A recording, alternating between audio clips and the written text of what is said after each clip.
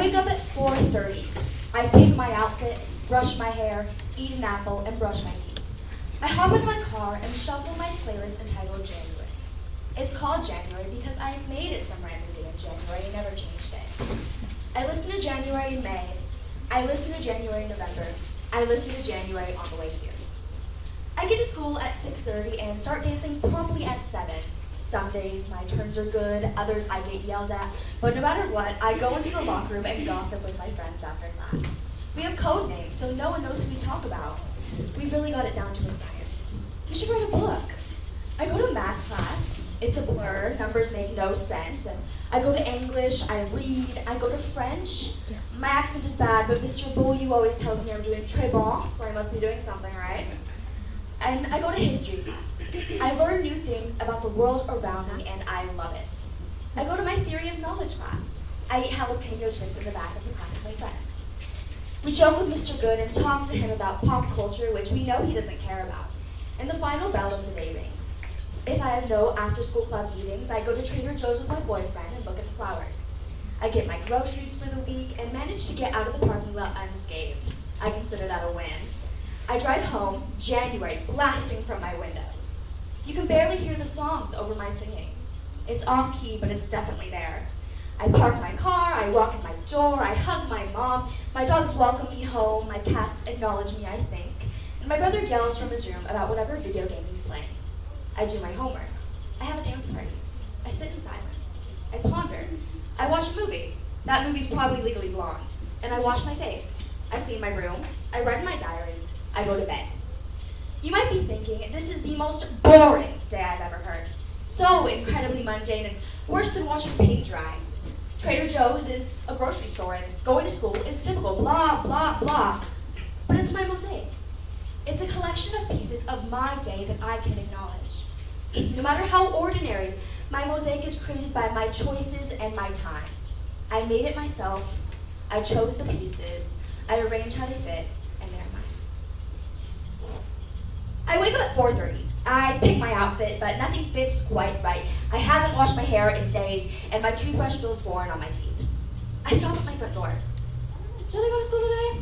I triumph over those feelings, and I hop into my car. My fuel is on E, and January plays, but it's all the songs I don't feel like listening to. I wish it were February. I've always liked February more. I enter my morning dance class at 6:59, 1 minute before our 7 a.m. start time, and I'm greeted by passive-aggressive remarks, and all I want to do is run out the door and drive home. Again, I triumph over those feelings. And the bell rings, and I reluctantly walk to my next class, and the kid in front of me is dragging his feet, and you would think, based on how slow he's moving, that he wants to go to class less than me, but that's not possible. I sit down, and one student in the back enters late, and despite his issues with punctuality, he can't seem to keep his mouth shut. If you're going to be annoying, just do it on time. I try my best to ignore him, and I look at my grades, and something's wrong. Actually, everything is wrong, but it's okay, because lunch will fix it all. It won't. One more class, it's the last class of the day, and we're peer reviewing college essays. Sounds simple enough, except everyone is so unique, and a college will make a decision about the next 4 years of my life based on what I write. No pressure, but I can't help but wonder, will it ever be good enough? I read someone's college essay, I reach the end of, your essay was good, I say, and I can't wait to go home. Thinking about college is draining. I'm growing up and people won't stop reminding me. I'm going to leave my home and I'm going to leave my friends, and I don't need to hear anyone else say it. On my drive home, the same songs from January play faithfully. I turn down the volume completely. The world is too loud today. I park my car, hit a curb, slam the door, and walk inside. My parents are fighting again, but they take a brief pause to ask me, how was school? School's fine. Lie! School is garbage! The yelling resumes. I wash my face. I clean my room. I write in my diary. I curl up in my bed with my pink Snoopy sheets, and I don't sleep immediately. I go to bed hours after I intend to. As a self-proclaimed optimist, talking about days like this one is difficult. I want to look at the positive side, but sometimes that's just not possible. Even though this day was riddled with complaining and an abundance of annoyed remarks, these instances work together to shape me. It wouldn't be a complete mosaic of my life if I didn't mention the negative events happening at the time. I acknowledge this day. No matter how unpleasant, my mosaic is created by my surroundings and my time. I must endure the pieces. I must find a way to make them fit, and they are still mine. I wake up at 4:30, and my cats meow and my dogs bark as I exit through the front door. I feel like a princess surrounded by all her little animal companions. Ugh. I also have 2 chickens and 2 tortoises, but they don't usually make noises when they wake up. I beat the sunrise, as per usual, but I see it as I drive up the hill to school. It's pink, and it's purple, and orange, and red, and yellow, and every color that makes me feel hope. I hear January. I pull into my lucky parking spot, and my friends greet me as we dance at 7 a.m. My turns are good today. I laugh and gossip in the locker room. I have a busy day ahead of me, but I don't mind at all. My boyfriend drops you off at my classes. My friends blow me kisses in the halls. Life is a beautiful thing, isn't it? The truth is, I love having things to do. I love homework. I love attending meetings. I love communicating with my teachers. I love talking. I love being in school. In English, I'm overwhelmed by the power of words, and I remember every single book we've ever read. In history class, I explore the world, and I learn that the world only gets bigger as I grow older. The possibilities seem endless. The ability to go to school and learn is something I cherish endlessly.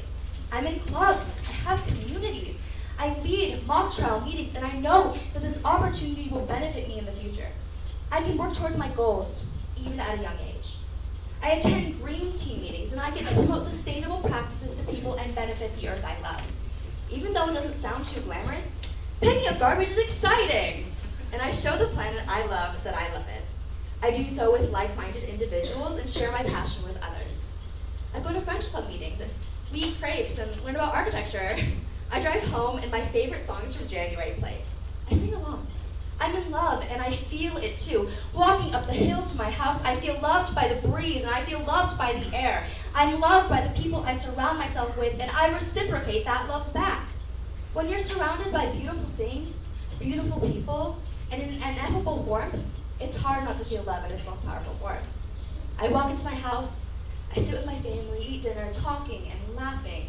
I wash my face, I clean my room, I write in my diary, and I go to bed peacefully. This day was perfect. It showcases everything I love. And these positive instances work together to shape me.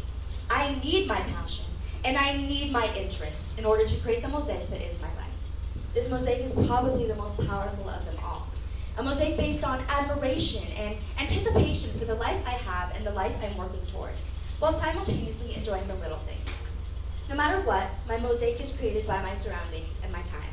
I sculpt the pieces, I will observe how they fit, and they're mine. The mundane, the ugly, and the beautiful come together to shape my mosaic.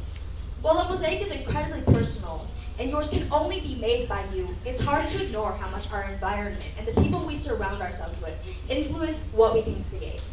Our surroundings can attempt to halt the potential of a mosaic, or can aid it in depth and personality. A mosaic is simultaneously in our control and couldn't be further out of it. Owning every event that happens to you, good, bad, boring, and acknowledging it as a piece of your overall mosaic is imperative to not only growth and development, but shaping who you are and who you will become. Thank you.